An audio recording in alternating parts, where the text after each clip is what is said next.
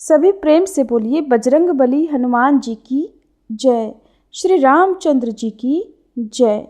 प्रिय श्रोताओं, आज मंगलवार के दिन सुनिए मंगल देव और हनुमान जी की कथा। मंगलवार का दिन मंगल देवता को भी समर्पित होता है और मंगल को धर्म ग्रंथों में युद्ध के देवता के रूप में वर्णित किया गया है, इसलिए इन्हें ग्रहों का सेनापति भी कहते हैं। वैदिक ज्योतिष के अनुसार मंगल ग्रह यकृत, रक्त कणिकाओं और पाचन तंत्र को प्रभावित करता है। मंगल देव अंगारक, भौम, कुज और चेवाई के नाम से भी विख्यात हैं। मंगल ग्रह सप्तवारों में मंगलवार को शासित करता है और मंगल की महादशा 7 वर्षों तक चलती है। इसलिए आइए आज मंगलवार के इस पावन दिन पर हम सभी श्रद्धा के साथ मंगल देव की कथा का भी श्रवण करते हैं। प्राचीन कथा के अनुसार व्यास जी ने कहा कि एक बार नैमिषारण्य तीर्थ में 88,000 ऋषि मुनि एकत्रित होकर पुराणों के ज्ञाता श्री सूत जी से पूछने लगे, हे महामुने, आपने हमें अनेक पुराणों की कथाएं सुनाई हैं। अब कृपा करके हमें ऐसा व्रत और कथा बताइए जिसके करने से संतान की प्राप्ति हो, मनुष्यों को रोग, शोक, अग्नि, सर्व दुख आदि का भय दूर हो, क्योंकि कलयुग में सभी जीवों की आयु बहुत कम है। फिर इस पर उन्हें रोग, चिंता के कष्ट भी लगे रहेंगे, तो वह फिर श्री हरि के चरणों में अपना ध्यान कैसे लगा सकेंगे। तब श्री सूत जी बोले, हे ऋषि मुनियों, आपने लोक कल्याण के लिए बहुत ही उत्तम बात पूछी है। एक बार युधिष्ठिर ने भगवान श्री कृष्ण से लोक कल्याण के लिए यही प्रश्न किया था। भगवान श्री कृष्ण और युधिष्ठिर का संवाद तुम्हारे सामने कहता हूँ, ध्यानपूर्वक सुनो। एक समय पांडवों की सभा में श्री कृष्ण जी बैठे हुए थे। तब युधिष्ठिर ने भगवान श्री कृष्ण से प्रश्न किया, हे प्रभु, हे नंद नंदन, हे गोविंद, आज आप कृपा करके ऐसा व्रत या कथा सुनाएं जिसके करने से मनुष्य को रोग, चिंता का भय समाप्त हो और उसको पुत्र की प्राप्ति हो। हे प्रभु, बिना पुत्र के जीवन व्यर्थ है। पुत्र के बिना मनुष्य नरकगामी होता है। पुत्र के बिना मनुष्य पितृ ऋण से छुटकारा नहीं पा सकता और न ही पुन्नग नामक नरक से उसका उद्धार हो सकता है। अतः पुत्रदायक कोई व्रत बतलाइए। तब भगवान श्री कृष्ण बोले, हे राजन, मैं इस विषय में एक प्राचीन इतिहास सुनाता हूँ, आप उसे ध्यानपूर्वक सुनो। कुंडलपुर नामक एक नगर था, उसमें नंदा नामक एक ब्राह्मण रहता था। भगवान की कृपा से उसके पास सब कुछ था, फिर भी वह दुखी था। इसका कारण ये था कि ब्राह्मण की स्त्री सुनंदा के कोई संतान नहीं थी। सुनंदा पतिव्रता थी, भक्ति पूर्वक श्री हनुमान जी की आराधना करती थी। मंगलवार के दिन व्रत करके अंत में भोजन बनाकर हनुमान जी को भोग लगाने के बाद ही वह स्वयं भोजन करती थी। एक बार मंगलवार के दिन ब्राह्मणी गृह कार्य की अधिकता के कारण हनुमान जी को भोग नहीं लगा सकी, तो इस पर उसे बहुत दुख हुआ। उसने कुछ भी नहीं खाया और अपने मन में प्रण किया कि अब तो अगले मंगलवार को ही हनुमान जी का भोग लगाकर अन्न जल ग्रहण करूंगी। ब्राह्मणी सुनंदा प्रतिदिन भोजन बनाती, श्रद्धा पूर्वक पति को खिलाती, परंतु स्वयं भोजन नहीं करती थी और मन ही मन श्री हनुमान जी की आराधना करती थी। इसी तरह 6 दिन बीत गए और ब्राह्मणी सुनंदा अपने निश्चय के अनुसार भूखी प्यासी निराहार रही। अगले मंगलवार को ब्राह्मणी सुनंदा प्रातःकाल ही मूर्छित होकर गिर पड़ी। ब्राह्मणी की इस असीम भक्ति के प्रभाव से बजरंग बली हनुमान जी बहुत प्रसन्न हुए और प्रकट होकर बोले, सुनंदा, मैं तुम्हारी भक्ति से बहुत प्रसन्न हूँ, तू उठ और वर मांग। सुनंदा अपने आराध्य देव श्री हनुमान जी को साक्षात अपने सामने देखकर आनंद की अधिकता से विफल होकर श्री हनुमान जी के चरणों में गिरकर बोली, हे प्रभु, मेरी कोई संतान नहीं है, कृपा करके मुझे संतान सुख का आशीर्वाद दें, आपकी अति कृपा होगी। तब श्री बजरंग बली हनुमान जी बोले कि तुम्हारी इच्छा पूर्ण होगी, तेरे एक कन्या पैदा होगी, उसके अष्टांग प्रतिदिन सोना दिया करेंगे। इस प्रकार कहकर बजरंग बली जी अंतर्ध्यान हो गए। ब्राह्मणी सुनंदा बहुत प्रसन्न हुई। फिर उसने ये सारा समाचार अपने पति से कह सुनाया। ब्राह्मण देव कन्या का वरदान सुनकर कुछ दुखी हुए, परंतु सोना मिलने की बात सुनी तो प्रसन्न हो गए। अब विचार किया कि ऐसी कन्या के साथ तो मेरी निर्धनता भी दूर हो जाएगी। श्री हनुमान जी की कृपा से वह ब्राह्मणी जल्दी ही गर्भवती हुई और 10वें महीने में उसे बहुत ही सुंदर पुत्री प्राप्त हुई। यह बालिका अपने पिता के घर में ठीक उसी तरह से बढ़ने लगी जिस तरह से शुक्ल पक्ष का चंद्रमा बढ़ता है। 10वें दिन ब्राह्मण ने उस बालिका का नामकरण संस्कार कराया। उसके कुल पुरोहित ने उस बालिका का नाम रत्नावली रखा, क्योंकि वह कन्या सोना प्रदान करती थी। इस कन्या ने पूर्व जन्म में बड़े ही विधान से मंगलदेव का व्रत किया था। रत्नावली का अष्टांग बहुत सा सोना देता था। उस सोने से नंदा ब्राह्मण बहुत ही धनवान हो गया। अब ब्राह्मणी भी बहुत अभिमान करने लगी थी। समय बीतता रहा। अब रत्नावली 10 वर्ष की हो चुकी थी। एक दिन जब नंदा ब्राह्मण प्रसन्न चित्त था, तब सुनंदा ने अपने पति से कहा कि मेरी पुत्री रत्नावली अब विवाह के योग्य हो गई है, अतः आप कोई सुंदर और योग्य वर देख कर इसका विवाह कर दीजिए। ये सुनकर ब्राह्मण ने कहा, अभी तो रत्नावली बहुत छोटी है। तब ब्राह्मणी बोली, शास्त्रों में आज्ञा है कि कन्या 8वें वर्ष में गौरी, 9 वर्ष में राहिणी, 10वें वर्ष में कन्या, इसके पश्चात रजस्वला हो जाती है। गौरी के दान से पाताल लोक की प्राप्ति होती है, राहिणी के दान से वैकुंठ लोक की प्राप्ति होती है, कन्या के दान से इंद्रलोक में सुखों की प्राप्ति होती है, और अगर हे पतिदेव रजस्वला का दान किया जाता है तो घोर नरक की प्राप्ति होती है। इस पर ब्राह्मण बोला, अभी तो रत्नावली मात्र 10 वर्ष की है और मैंने तो 16-16 साल की कन्याओं के विवाह कराए हैं, अभी जल्दी क्या है। तब ब्राह्मणी सुनंदा बोली, लगता है आपको लोभ अधिक हो गया है। शास्त्रों में कहा गया है कि माता पिता और बड़ा भाई रजस्वला कन्या को देखते हैं तो वह अवश्य ही नरकगामी होते हैं। तब ब्राह्मण बोला, अच्छी बात है, मैं कल अवश्य ही योग्य वर की तलाश में अपना दूत भेजूंगा। दूसरे दिन ब्राह्मण ने अपने दूत को बुलाया और आज्ञा दी कि जैसी सुंदर मेरी कन्या है वैसा ही सुंदर वर उसके लिए तलाश करो। फिर दूत अपने स्वामी की आज्ञा पाकर निकल पड़ा। पंपई नगर में उसने एक सुंदर लड़के को देखा। यह बालक एक ब्राह्मण परिवार का बहुत गुणवान पुत्र था, जिसका नाम सोमेश्वर था। दूत ने इस सुंदर और गुणवान ब्राह्मण पुत्र के बारे में अपने स्वामी को पूर्ण विवरण दिया। ब्राह्मण नंदा को भी सोमेश्वर अच्छा लगा और फिर शुभ मुहूर्त में विधि पूर्वक कन्यादान करके ब्राह्मण ब्राह्मणी संतुष्ट हुए। परंतु ब्राह्मण के मन में तो लोभ समाया हुआ था। उसने कन्यादान तो कर दिया था, पर वह बहुत खिन्न भी था। उसने विचार किया कि रत्नावली तो अब चली जाएगी और मुझे इससे जो सोना मिलता था वो अब मिलेगा नहीं। मेरे पास जो कुछ भी धन था वो तो इसके विवाह में खर्च हो गया और जो शेष बचा है वो भी कुछ दिनों पश्चात समाप्त हो जाएगा। मैंने तो इसका विवाह करके ही बहुत बड़ी भूल कर दी है।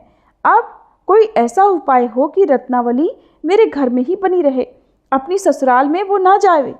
लोभ रूपी राक्षस ब्राह्मण के मस्तिष्क पर छाता जा रहा था।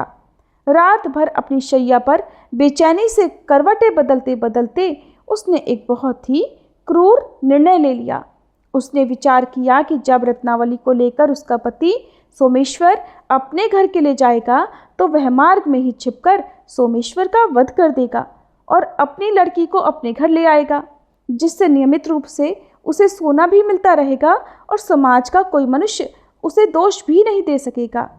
प्रातःकाल हुई तो नंदा और सुनंदा ने अपने दामाद तथा लड़की को बहुत सारा धन देकर विदा किया। सोमेश्वर अपनी पत्नी रत्नावली को लेकर ससुराल से अपने घर की तरफ चल दिया। उधर ब्राह्मण नंदा महालोभ के वशीभूत होकर अपनी मति खो चुका था। पाप पुण्य का तो उसे विचार ही नहीं रहा था। अपने भयानक और क्रूर निर्णय को अंजाम देने के लिए उसने अपने दूत को मार्ग में अपने दामाद का वध करने के लिए भेज दिया था, ताकि रत्नावली से प्राप्त होने वाला सोना उसे हमेशा मिलता रहे और वो कभी निर्धन ना हो। ब्राह्मण के दूत ने अपने स्वामी की आज्ञा का पालन करते हुए उसके दामाद सोमेश्वर का मार्ग में ही वध कर दिया। समाचार प्राप्त कर ब्राह्मण नंदा मार्ग में पहुंचा और रुदन करती हुई अपनी पुत्री रत्नावली से बोला, हे पुत्री, मार्ग में तो लुटेरों ने तेरे पति का वध कर दिया है। भगवान की इच्छा के आगे अब किसी का कोई वश नहीं चलता है। अब तू घर चल, वहाँ पर ही रहकर अपना शेष जीवन व्यतीत करना। जो भाग्य में लिखा है वही होगा।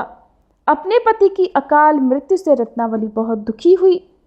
करुण क्रंदन और रुदन करती हुई वह अपने पिता से बोली, हे पिताजी, इस संसार में जिस स्त्री का पति नहीं है उसका तो जीवन ही व्यर्थ है। मैं अपने पति के साथ ही अपने शरीर को जला दूंगी और सती होकर अपने इस जन्म को, माता पिता के नाम को तथा सास ससुर के यश को सार्थक करूंगी। उधर ब्राह्मण नंदा अपनी पुत्री रत्नावली के ऐसे वचनों को सुनकर बड़ा दुखी हुआ। वह सोचने लगा, मैंने व्यर्थ ही जमाई वध का पाप अपने सिर ले लिया। रत्नावली तो उसके पीछे अपने प्राण तक देने को तैयार है। मेरा तो दोनों तरफ से ही मरण हो गया। धन तो अब मिलेगा नहीं, उल्टा जमाई वध के पाप के फलस्वरूप यम यातना भी भुगतनी पड़ेगी। ये सोचकर वह और अधिक खिन्न हो गया। सोमेश्वर की चिता बनाई गई। रत्नावली सती होने की इच्छा से अपने पति का सिर अपनी गोद में रखकर चिता में बैठ गई। जैसे ही सोमेश्वर की चिता को अग्नि लगाई गई, वैसे ही प्रसन्न होकर मंगलदेव वहां प्रकट हुए और बोले, हे रत्नावली, मैं तेरे पातिव्रत धर्म से बहुत प्रसन्न हूँ, तू कोई वर मांग। रत्नावली ने अपने पति का जीवन दान मांगा। तब मंगलदेव बोले, रत्नावली, तेरा पति अजर अमर है, ये महाविद्वान भी होगा और इसके अतिरिक्त तेरी जो इच्छा हो वर मांग। तब रत्नावली बोली, हे ग्रहों के स्वामी, यदि आप मुझ पर प्रसन्न हैं तो मुझे ये वरदान दीजिए कि जो भी मनुष्य मंगलवार के दिन प्रातःकाल लाल पुष्प लाल चंदन से पूजा करके आपका स्मरण करे, उसको रोग व्याधि न हो, स्वजनों का कभी वियोग न हो, सर्प अग्नि तथा शत्रुओं का भय भी न रहे, और जो स्त्री मंगलवार का व्रत करे वो कभी विधवा न हो। तब मंगलदेव तथास्तु कहकर वहीं अंतर ध्यान हो गए। उधर सोमेश्वर भी मंगलदेव की कृपा से जीवित हो उठा और रत्नावली अपने पति को पुनः प्राप्त कर बहुत प्रसन्न हुई और मंगलदेव का व्रत प्रत्येक मंगलवार को करके व्रतराज और मंगलदेव की कृपा से इस लोक में सभी सुख और ऐश्वर्य को भोगते हुए अंत में वह अपने पति के साथ स्वर्ग लोक को चली गई। इति श्री मंगलवार व्रत कथा। प्राचीन कथा के अनुसार बहुत समय पहले किसी नगर में एक निसंतान दंपति रहते थे। कोई संतान न होने के कारण वे दोनों पति पत्नी बहुत दुखी रहते थे। एक बार ब्राह्मण देवता ने वन में जाकर बजरंगबली जी की पूजा करने का निश्चय किया। वहां जाकर उन्होंने विधि विधान से हनुमान जी की पूजा अर्चना की और उनसे पुत्र प्राप्ति की कामना की। इधर घर पर ब्राह्मण देवता की पत्नी भी संतान प्राप्ति के लिए श्रद्धापूर्वक प्रत्येक मंगलवार का उपवास करती थी। वह मंगलवार को पूरे दिन व्रत रखती थी और शाम को भोजन बनाकर पहले हनुमान जी को भोग लगाती थी, उसके बाद ही स्वयं प्रसाद ग्रहण करती थी। एक बार किसी कारण से वह ब्राह्मणी व्रत वाले दिन भोजन नहीं बना पाई और न ही बजरंगबली को भोग अर्पित कर सकी। उस दिन उन्हें बहुत दुख हुआ।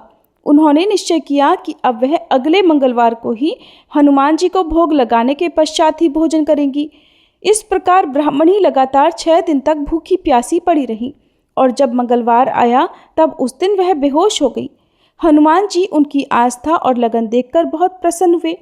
उन्होंने वरदान स्वरूप ब्राह्मण की पत्नी को एक बालक दिया और कहा, हे ब्राह्मणी, ये बालक बहुत तेजस्वी होगा और तुम दोनों पति पत्नी की खूब सेवा सत्कार करेगा।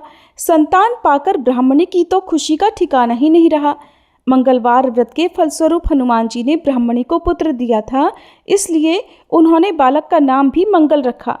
इधर कुछ समय के बाद जब पूजन संपन्न कर ब्राह्मण देवता वापस घर आए तो अपने घर पर एक अनजान बालक को देखकर आश्चर्य में पड़ गए। पत्नी से पूछा कि ये बालक कौन है। ब्राह्मणी ने बताया कि मंगलवार व्रत से प्रसन्न होकर स्वयं बजरंगबली ने आशीर्वाद स्वरूप उसे संतान का सुख दिया है। किंतु ब्राह्मण देवता को अपनी पत्नी की बात पर विश्वास नहीं हुआ और एक दिन अवसर पाकर उन्होंने उस बालक को कुएं में गिरा दिया। जब ब्राह्मण देवता घर वापस आए तब ब्राह्मणी ने उनसे पूछा कि हमारा पुत्र कहाँ है। तभी ब्राह्मण देवता के पीछे से मंगल मुस्कुराता हुआ आकर माँ से लिपट गया। उसे जीवित देखकर वह ब्राह्मण देवता अचंभित रह गए। उसी रात बजरंगबली ब्राह्मण देवता के स्वप्न में आए और कहने लगे कि ये संतान उन्होंने दोनों की उपासना से प्रसन्न होकर वरदान स्वरूप दी है। सच्चाई जानकर ब्राह्मण देवता बड़े प्रसन्न हुए। तब से वे दोनों ब्राह्मण दंपत्ति हर मंगलवार को श्रद्धापूर्वक व्रत रखने लगे। मंगलवार व्रत की दूसरी कथा के अनुसार प्राचीन काल में एक गांव में एक बूढ़ी माई रहती थी।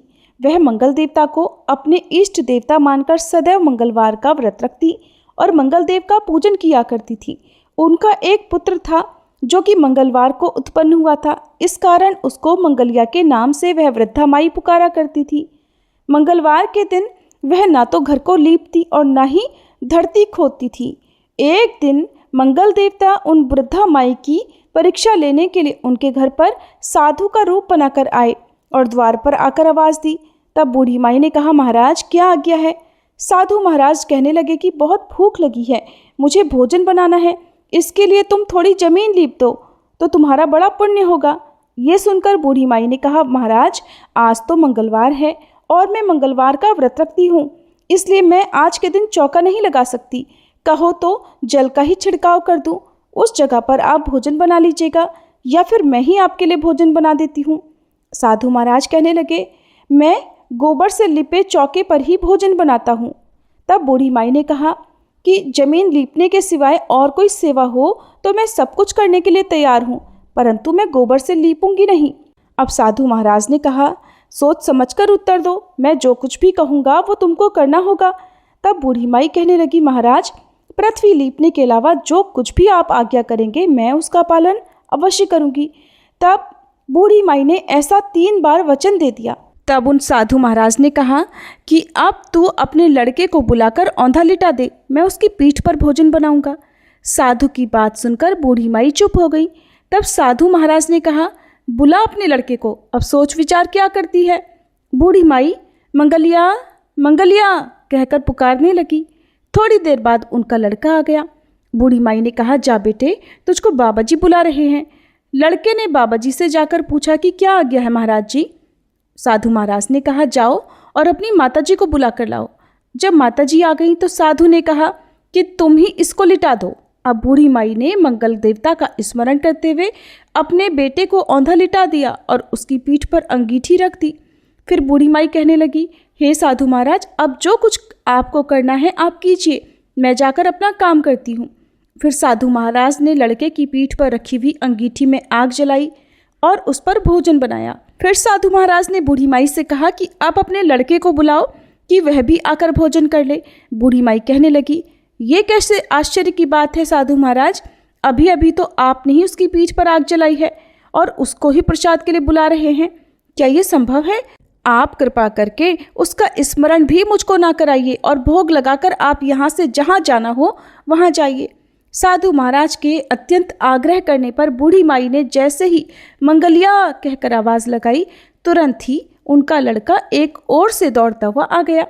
फिर साधु महाराज ने उस लड़के को प्रसाद दिया और कहा कि माई तेरा व्रत सफल हो गया, तेरे हृदय में दया है और अपने इष्ट देव में भी अटल श्रद्धा है, इसके कारण तुमको अब कोई भी कष्ट नहीं पहुँचेगा। इस प्रकार से मंगलवार व्रत के प्रभाव से बूढ़ी माई के पुत्र की दीर्घायु हो गई और उनके सभी मनोरथ पूर्ण हुए। प्रिय श्रोताओं, ये थी मंगलवार के दिन सुनी जाने वाली हनुमान जी की कथा। सभी प्रेम से बोलिए, बजरंग बली हनुमान जी की जय।